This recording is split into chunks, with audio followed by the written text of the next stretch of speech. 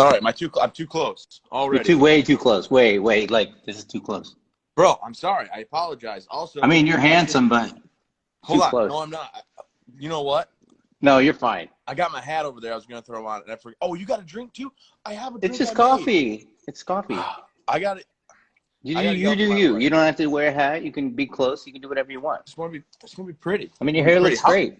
Yeah, right. Says the guy with great hair. Hey, what's up, you champion? How's life? Dude, I haven't seen you in I can't even remember. It's been so long. Well, you know, I was gonna put a nice shirt on, and then I was like, I'm in quarantine mode. Like I was just counting toilet paper rolls, you know, making sure we're good. Yeah. We're good. No, I'm not expecting too much in terms of being dressed up. Don't you worry. Oh, just set the bar low for me. Thanks a lot, Ben. Thank you. Yeah, look, T-shirt. I'm good. Same thing, man. I don't even have pants on.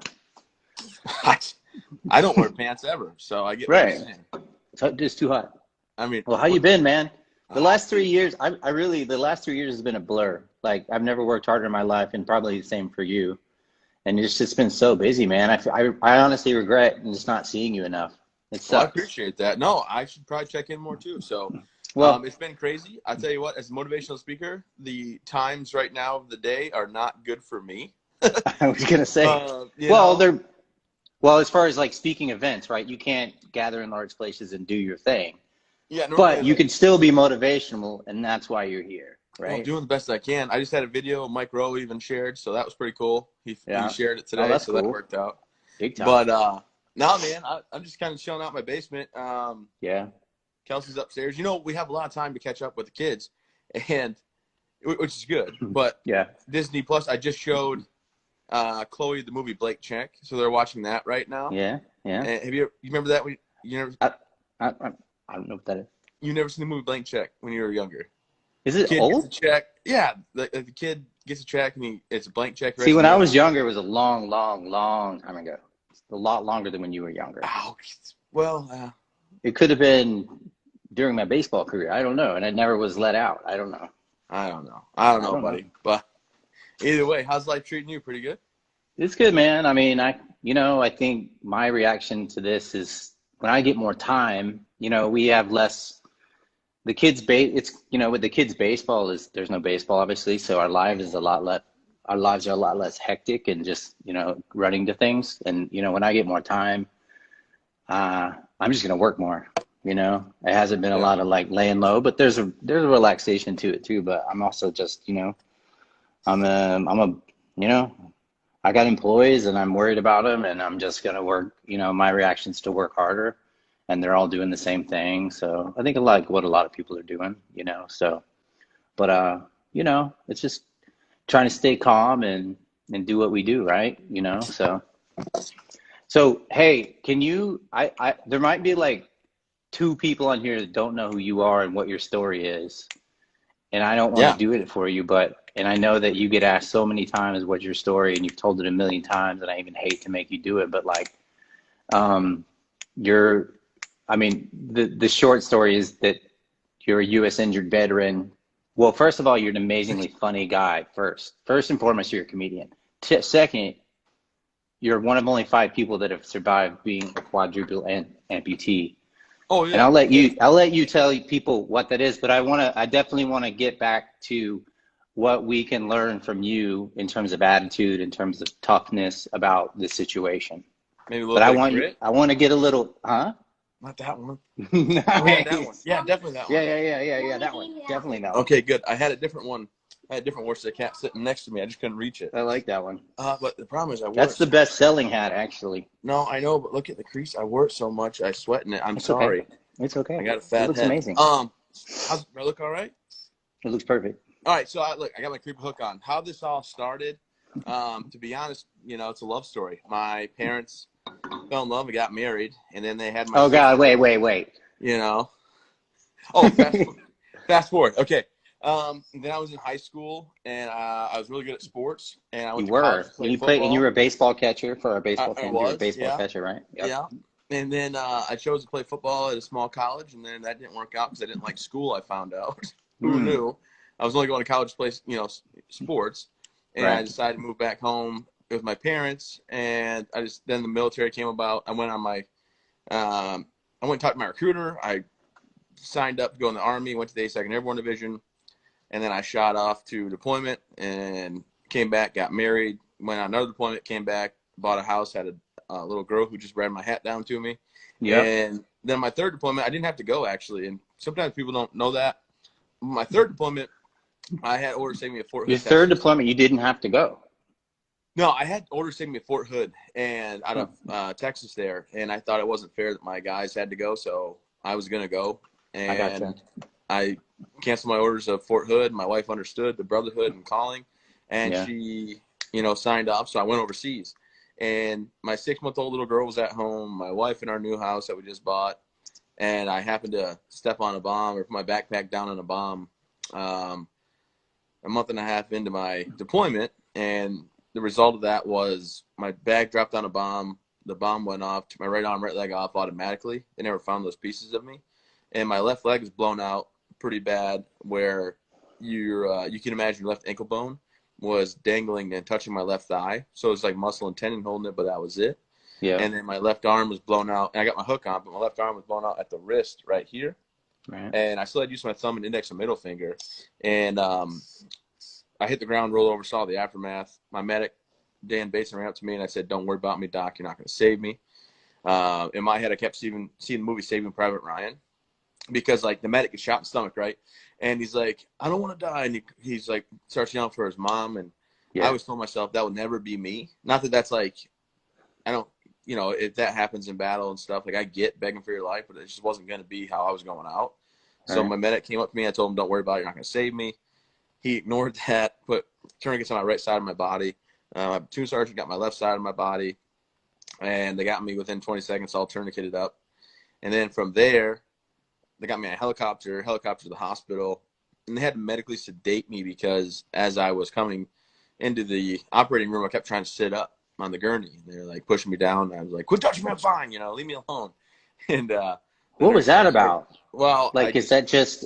I told her, I said, "I gotta get back to my guys. Let's get my feet underneath me," and I kept sitting up, using just my elbow, my left hand, like sitting up. And she's like, "I don't know how you're still awake right now, Sergeant Mills." And then she had to knock me out. So she threw some fluids in me and knocked me out. And last thing I looked at her and said, "Well, my little girl, I'm never going to see her again," because my daughter was 6 months old. So knocked me out. 9 doctors and 7 nurses worked on me for like 14 hours, which is commendable, right? Because they could have loosened one tourniquet and I would have been done, within 2 minutes at the most. But they gave me over 400 units of blood, the most blood ever given, actually, in Afghanistan in Kandahar Hospital. No way. Oh, wow. Yeah, and I found out later on that my blood type actually changed from A positive to universal or O negative or whatever, It's changed back since, but during that time, that's what happened. So this is on April 10th of 2012. Right. They get me stable but critical. They call my wife and my family and tell them. And then 2 days later, they find me from Kandahar to Bagram. They find out my left hand is, necrotized. The skin around my hand had died. So even though on the battlefield, when I got injured, I was able to use my hand. I skipped over that part of the story. When I was on the ground and the medic had told me, leave me, kept working on me, I just kept myself busy. I reached up to my chest where I had a trucker mic, and I rated my LT to send his medic over. "Hey, 6, this is 4. I got bombed. I got a bomb I hit with guys injured. Need your medic with mine." You were able to actually still reach over and do that? Yeah. I remember that's part of the story. Wow. Yeah. Well, my lieutenant told me about that one. I was just like on the helicopter. I told the flight medic take his helmet off, and the third time I told him, I swore a little bit, and I took my arm out of the strap and made a gesture to get his helmet off. And he wrote a nice blurb in my book there. So that was cool. But just April 12th, they cut my hand off, and then the 14th of April, they woke me up for the very first time in Germany. And when I came to, the only person there is my brother-in-law. And he's the one that had to tell me I had no arms and legs anymore, Right. Oops. Sorry about that. I got a FaceTime call. I don't know how to put ignore out. My buddy Dane just tried to FaceTime me. I apologize. You're good. But so keep going. Well, no. So on my although birthday, they woke me up for the very first time. Yeah. Found out I had no arms and legs. I didn't want to call my wife and my family. I had a lot of questions in my own head. So the doctor tried to talk to me for like 3 hours. I ignored everybody. Because I was like, am I a bad person? Does God hate me? Like, what did I do wrong in life? And, big question I had was, why didn't I just die? Like, how is this going to be better for me? And, finally my brother-in-law chimed in. He's like, hey, you got to call your parents. You got to call your wife. And I said, okay. Yeah. So I called my wife. And when she answered, I was like, hey, what's up? I'm fine. Love you. Bye. I didn't want to have that conversation. And then I called my parents about the same thing, kind of apologized, thought I let them down. And they were just like, no, you're fine. Da, da, da. I let them go. My mom yelled at the phone, happy birthday, because it was my 25th birthday that day, actually. Yeah. And then 3 days later, I arrived at Walter Reed in Bethesda, Maryland, and they rolled me in. And my wife came up to me. You think it's like that Hallmark moment, right? Like that. She hugged me, said she'll love me forever, and we're best friends for life. But really what happened was they gave her a clipboard, and they said, Mrs. Mills' right leg ripped open, his suture split. We have to cut 2 inches off his right leg, or he'll bleed out and die. And you are in charge of his medical care now. And I had to tell her, hey, just sign the paper, just sign the paper. And she was 23 with a 6-month-old, and I'm 25, Right. And when you saw me for the first time, or she saw me, I went from 6'3" to 3'6" probably. Right. And then also 250 pounds to 140 pounds. Lost 110 pounds in those 7 days. Amazing. But, yeah, and some people are asking about your book already and where you can get it. And my team is putting links and stuff to where you can buy the movie, which my sister helped with, which is how I met you. And that's right. That's right. And your book as well, both which go in depth about this whole thing, right? So they do. So that's insane. The whole thing. So just my not, I won't say sports career. I didn't play college ball at an actual university. Like some of us on this phone call. But, being a leader, being a team member, being someone to look up to, I tell people life's all about the peaks and valleys. And in high school, I was Mr. Everything, Mr. Athlete.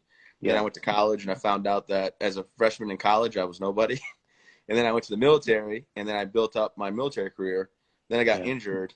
And at the hospital, I was the guy everybody leaned on because I was older than most of the guys got injured. I was more motivated than not more motivated, but I had, a little bit, not more motivated, but my drive, I was stubborn. I guess I was more stubborn than people that were in my situation.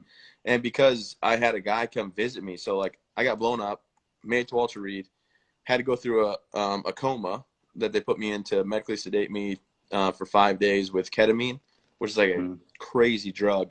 Yeah. That's one thing I wish I could change about the documentary that your sister did. I wish I would tell people, because at the time, I didn't know the effects of the ketamine coma, so I said, I don't think I would do it again.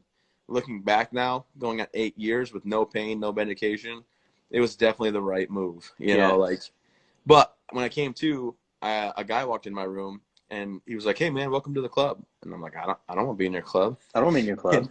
And he's like, well, it's too late now, don't you think? And I'm like, okay. And he was like a guy that had gone through at least something somewhat similar and was being a mentor to you at that point. So he was the second ever quadruple amputee, and I'm the fourth, and there's 5 of us total. Well, that's a brotherhood, dude. Yeah. But you're going through figuring out that's your new perspective, that's your new reality, right? Right. And he was one to tell me hey, man, you're gonna be fine. Whenever you're thinking, you're gonna walk again, drive again, feed yourself again, dress yourself again, use the bathroom by yourself again. Think about being back to being a toddler or a baby. Yeah. But you're 25 years old. Have to ask for everything. Yeah. And but then after Todd visited me, I made sure I talked to everybody in their rooms. And your sister, the wonderful, lovely Katie Norris, found out. There she is. Yeah. And she's like, hey, I want to do this story. We do these wonderful pieces on people that have been through something, tremendous, and they've overcome it, and they found a way through it. And it was supposed to be a 10-minute short, documentary. It turned into an hour-long feature documentary, award-winning. Right. And it wasn't because of me. It's because of the work that they, Katie and her team at Philanthropy did. It was a good story to work with. We made most of it up. I was a shark bite, but no one cared. That Soul Surfer, right? Beat me to the punch. But no, so that's really what kicked off everything for me. I'm not gonna sit here and lie about it. It was the document. Well, it opened up people's knowledge of your story for sure. which allowed you to go be you, is really how I see it. Yeah. But, you know, and then Reese, obviously her husband there, it was a good friend of mine. Yeah. Helped me with my speaking career launch and helped with my book deal. And it helps me as a lawyer because I think he also helped with Warstic a little bit, I believe. Yeah. You know, not a bad guy to have in your court. No, for sure. So I got a question, it's been a while. I guess it's been a few years since I've seen the film and stuff, but what was going on in my mind as you were talking was that I know that, and I've seen the pictures of you just, before your injury, when you're in the military, and it's just like, it does scream like natural born, charismatic, just badass leader, right? Like you just were.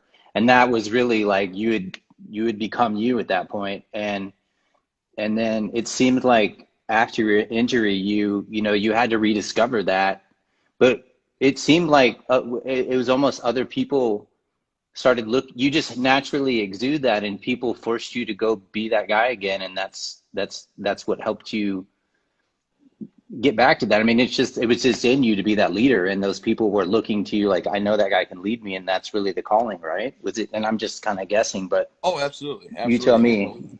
And you're still doing it, right? And I honestly too, I think about you a lot of time, and I think how much pressure is not your life and your situation is challenging enough, but also you have the pressure on you. You have always being, and I'm making you do it again, right? Being positive for everybody else, being a leader for everybody else. That's also a lot of pressure, Yeah, but it's really like, I'm sure you have your days where you're just not, the best attitude ever, right? Not really?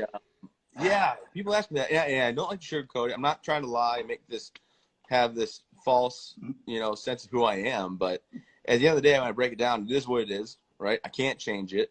Right. Only time I get bothered by things is when I think about the future of, well, I can't teach my son how to throw a baseball. I can't teach my, daughter how to play soccer in the back. We tried when she was younger. Now, she's so fast. She runs laps around. So getting frustrated, again, bigger things, these are things that people take for granted, but you're talking about things that you can't control. Like, you can't change those things. Those aren't things that you'll be able to change. I think so, maybe like anybody else, you can't dwell on those things. You can't dwell on the things that you can't change. Right. Right. And I think a lot of the viewers here that you have, and the people that will listen to this and everything, they might think like, oh, what about if he has to drive or whatever? Like, they probably don't realize I drive, right? He drives. I jump in my truck, I jump in my van. Yeah. I drive with my feet in my truck, whatever. So really, I get up in the morning, I come down, have coffee, I get my legs on, I get my arm on. And is that your wife saying you're annoyingly optimistic? Is that what she said? Someone in your account, yes. K Mills, probably. I don't know. Somebody probably, but I am normally optimistic. That's okay. And I've been given a fair shake because I live in a great nation that has taken care of me, has given me the prosthetic legs to walk, given me the prosthetic hands and attachments like this hook to feed myself, dress myself. And to be honest, when you're an entrepreneur like yourself, as long as you keep on the grind, keep hustling, and keep pushing forward, you'll be successful. A lot of people don't know this. I actually am either own outright or a part owner of 4 businesses. Plus, I have a very successul nonprofit. You partly own part of this business, actually. You're one of our original investors. Yeah, you know what? Fortunate to get in on that. I wasn't counting that one, to be honest with you. I'm glad to be on the sidelines. No, we needed the help back. That was the start, right? And the support, and just so much of that, like an entrepreneur, is just one, being kind of an idiot, but having it's gonna be a lot of work, and you need people around you with positive attitudes. So that was easy decision on that part, just from that alone, because we knew we wanted to build this brand not about baseball bats, but about attitude, about getting up when you get knocked down. Simple as that, and it's like, that guy. So and that's what I said too. It's like, now that it's kind of getting really out there and getting almost mainstream, it's like, it's time to bring you back. It's time to we need to get you out there more, because you have a lot more to teach people than I do. We know. Did you not watch the World Series and all the? Oh yeah, the World Series is okay. Did you not see all the stuff about, hey, by the way, Ian and all these guys got this Warstic bat, real cool company? Like every time he came up to bat or someone carrying the bat did, they talked about you. Yeah, just now getting it. Yeah, okay. It was okay. Hey, man. Well, that's funny you say. I mean, it really was like that was a big bump, and then you think you're getting there, and then you look up, and you're like, we kind of do numbers, and we're like, oh man, we got a long way to go. Like maybe 20% of the baseball world knows this, and then you're like, all right, you got to keep going, you know. So it's just how it is. But I mean, you can't complain about it. And right. Now has like just like everything in life's a grind, in a good way. Has baseball slowed down for a lot of people right now, right? Yeah, it's completely the only baseball that exists is in your mind or in your garage or maybe your backyard playing catch with your dad or your brother, and Or there's maybe your not it. kids. There's no game. Yeah.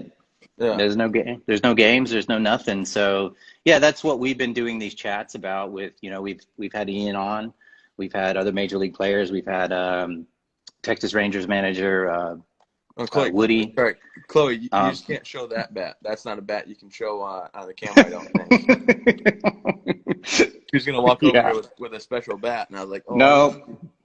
You can show that one that I had made somewhere else. But there's a black Warstic one around here, Chloe. You can come over and show everybody, but it's on my mantle somewhere. Anyway, but and so I'm glad you asked, because so I want to try to, again, we're going to have, when we're building our headquarters, it's almost done. It has a speaking center, and you're like so high on the top of the list of that I'm going to make you come and tell the whole story that day. And hopefully that's going to be maybe this summer or something. So we'll see. So I got a speaking gig for you, and we're going to let you do the whole spiel, but I do want to try to get this conversation somehow relating to what people are going through and, with the epidemic and the shutdown and stuff. And the thing I thought about today was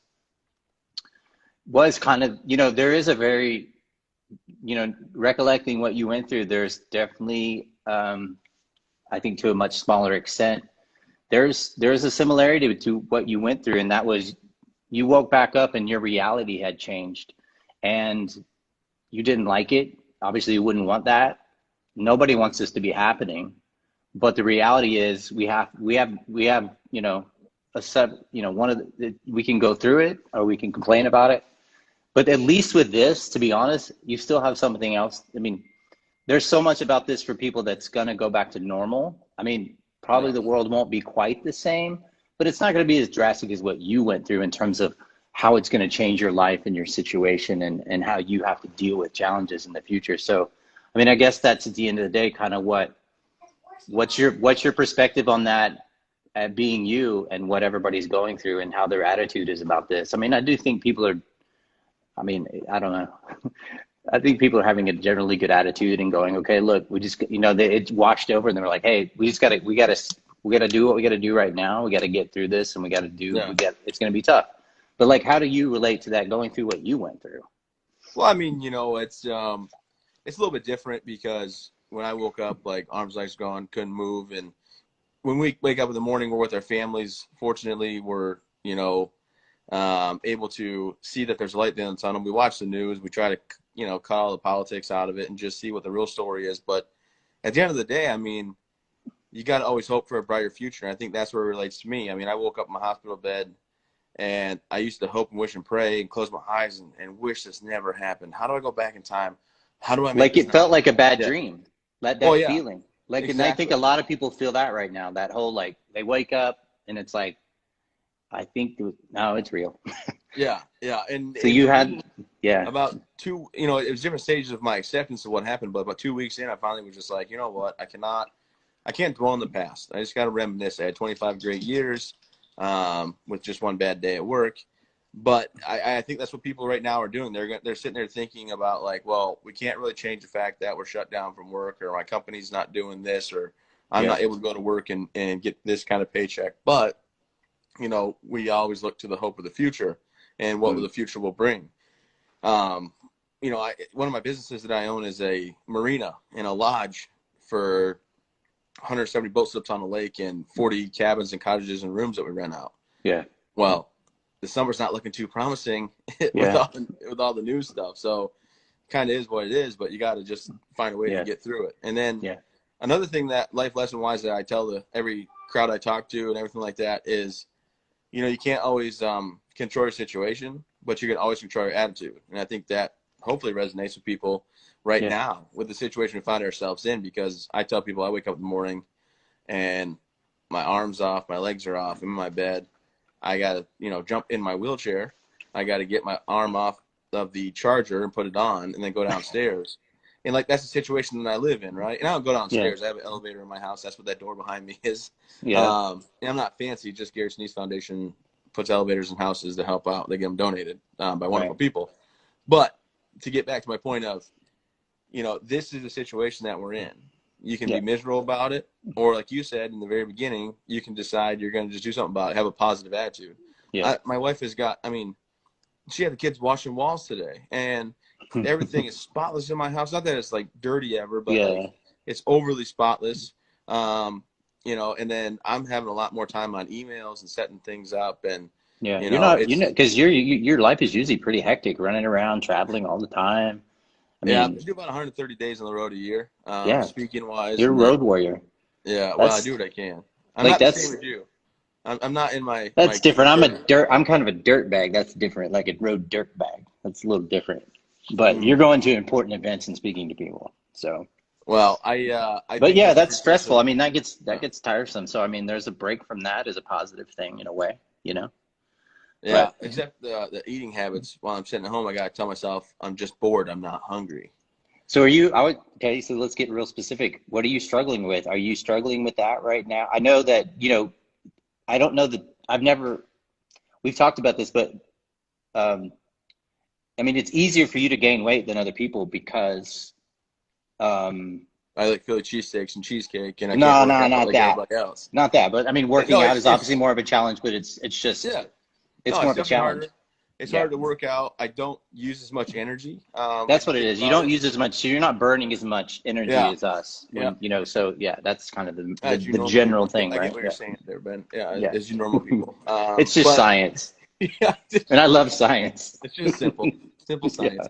But no, I told people on a Facebook message and Instagram message I was going to lose 20 pounds by like my 5K in May that we put on for everybody. So I need to probably start working on that. But no, I'm a people person. I like to be around crowds. I like to be talking with people. So this has been very hard. Yeah, that's you are a people person. So that's like the dogs get it.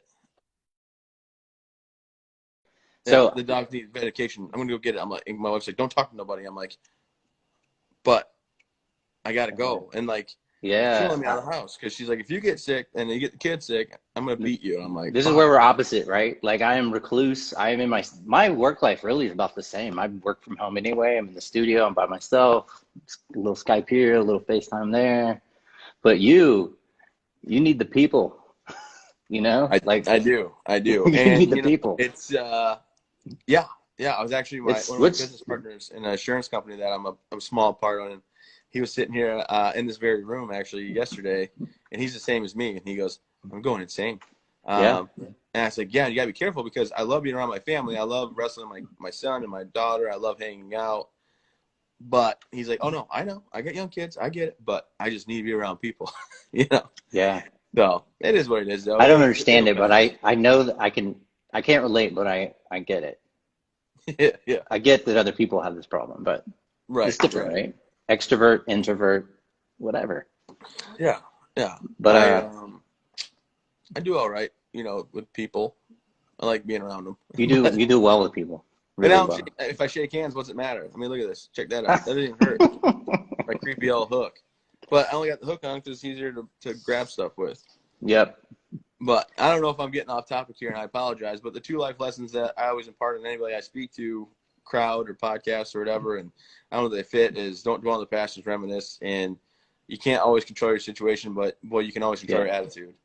And there's so many things there's so many things about your story that relate to what we try to teach kids, and we try to keep it, in the context of baseball, but we're also telling them, the good thing about baseball, you're probably not going to make it, but you're going to be a tougher person when you grow up from going through all that failure that you experience when you go through baseball. And so, you know, we want to, my guy Cameron's in here. He had a really good idea. We started a little book club for our kids right now, because that's, you know, one of the ways that we can help our Warstripe Nation kids right now is to get them reading books about maybe it's mental character and strength and attitude and things like that. So Cameron had the idea, we're going to put your book on the book club, if that's okay with you.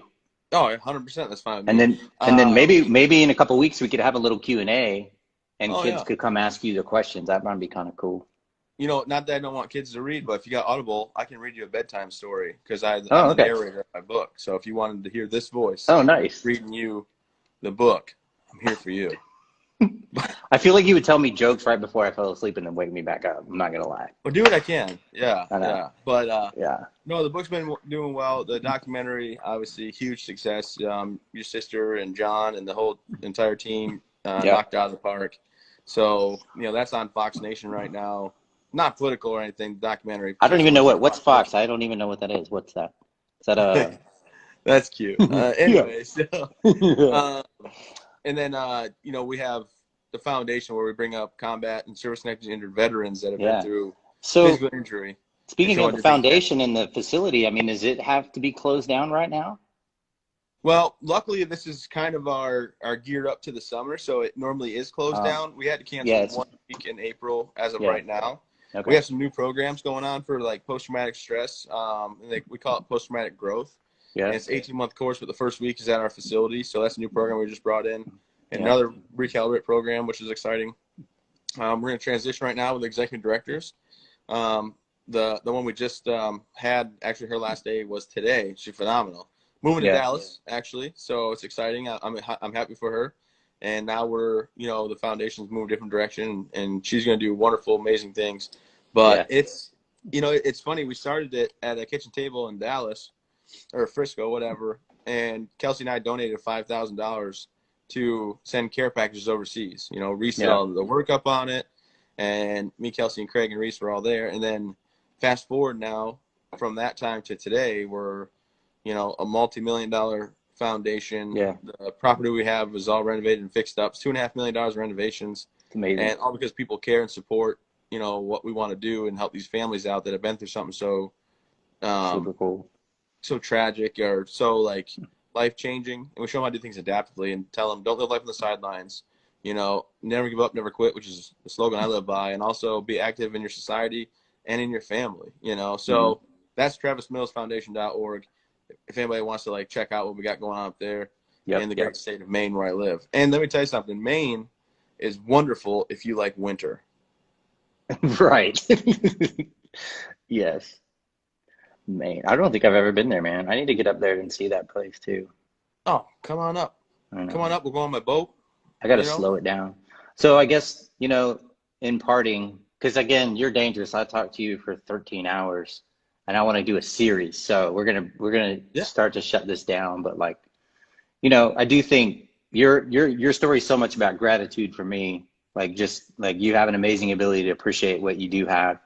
And that's just an amazing thing. That's all about attitude. So, I mean, 100%, I think the silver lining of all this is people have time to slow down, think about what they care about. And it's really easy to know right now. Like, I'm noticing that, like, I can look at this and this and I'm like, I don't care. Like, you know what you care about more alertly, right? And I think that's probably what your experience was too, right? Like, you just more keenly aware of what you cared about and what you didn't after your life changed. Yeah, and I'm speaking for you, but no, you're nailing it. You're killing it. I don't know if I'm right. That's all true. And for me, you know, what got me through was obviously my wife. My daughter at 6 months old was there for me, and she taught me how to walk. She'll tell people, and now we have our son. But just like the situation that the nation finds itself in right now with this corona, whatever, you have to slow down. You have to reassess everything, and you have to, you know, find out what's really important to you, because if your family's not important to you, you're going to go out to the store and go out to the shops and go do your own thing and get through it your own way. But for me, like, you know, I'd love to go out and hang out with my friends, or love to go out and do this or that, but I stay in because I'm not going to get my family sick or risk myself getting sick type deal. No, for sure. And when I got injured, I couldn't go anywhere. I couldn't even move. You know, I was so weak at one point, I couldn't roll right or left or sit up by myself. I had lost so much muscle mass. But, you know, that gave me 5 weeks in a hospital bed where I had to, like, just really assess, you know, what is my life going to be like? What am I going to do? And, you know, when push comes to shove, you buckle down, you get your teeth and bear it, and you just got to go to battle. 100%, man. Well, I think that's a great way to end it. And I super appreciate you coming on. You're the man. No, I appreciate You're the your time. man. No, I feel like unless I'm you change honored. your shirts up than last time I looked, don't they say grit and battle? I feel like I was nailing your taglines. No, I think we covered every tagline in this thing, which is what I paid you to do, right? So I do my research, you know. Yeah. I do my research. No, I'm just kidding, buddy. But I do appreciate it. Sweet. No, we'll think of some fun things. We'll see how long this lasts, but maybe we'll come up with some fun things to do. Cameron's been coming up with some cool like trivia things and all kinds of stuff. So we'll try to help keep you more socially connected. All right. Like my wife said, I'm a pro at social distancing, so this is no problem for me. But you're nailing it. I'm proud. I'm loving the community thing that's going on. So yeah. Hey man, it's good to see you. Yeah. Podcast too, just so you know. You got a podcast now? Well, I started it. We haven't really, like, it's been hit or miss, but I found a way to do this Instagram live on Facebook with up to 5 people through Skype. Very excited. You know what's funny is, we're going to talk, we've been racking our brains that this is cool, but it would be so much cooler if we could have a little bit, you know, 2, 3 people, 4 people, 5 people. So of course you figured it out. Well, my producer did. I didn't figure nothing out. I was trying, but he beat me to it. But I'll send you the information on it. Yeah, we'd love to know that Facebook, one. But it's pretty legit. Sweet. Well, yeah, man. You let me know anything you need me to tell people about. But we're gonna put this on our Facebook, and we're gonna put it everywhere, and we're gonna make sure we're pointing to your book and your movie and your foundation and everything we can. And also, so people know, every time we roll with like you know, holidays that are for veterans, it's all about Travis. So please buy a lot of stuff on those days. Yeah, appreciate because it goes to the foundation. Also, everybody knows TravisMills.org for all your Travis Mills needs. Thanks a lot, guys. All right, man. Peace out. Later. Take care.